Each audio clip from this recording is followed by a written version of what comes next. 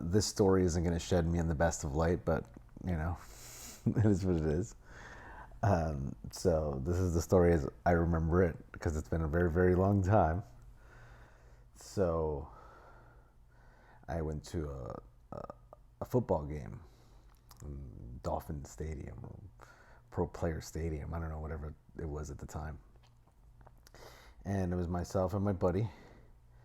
And then, and yeah, and by that particular time, I was drinking heavily. So I'd been drinking already, and I wanted to drink some more without having to get up because when you got to get up and you go get drinks and stand in line, and it just like takes forever. So my buddy was hungry, but he doesn't drink. So I told him, hey, listen, I need you to come with me because I can only buy two drinks at a time. So I need you to buy two as well for me so that I can have four and not have to get back up. So my buddy's like, sure. And then he got his food, and then we stood in line for the drinks and got the drinks, right? So he kind of goes a little ahead of me, and then someone gets in between him, and I, as we're going down these steps to go to get to our seats. So my buddy goes ahead.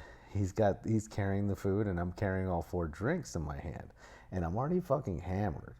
Like I'm fucking hammered, hammered, hammered.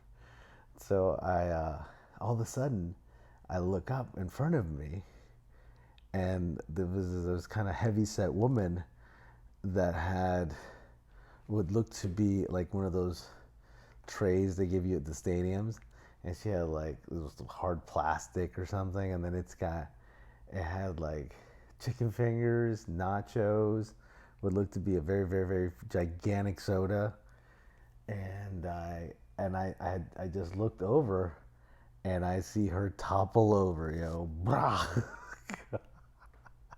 And I was like, holy shit. And I was like, damn, bro. Now what do I do? And I go, meanwhile, by the way, anybody that's gotten to a stadium, everything, like four drinks is like, I don't know, 120 bucks. Like, it's expensive. So I look at her and I go, I went right over her. I got, in my head, I said, yo, I'm not dropping 100 bucks worth of drinks because you can't keep your balance. So yeah, that was not my finest moment.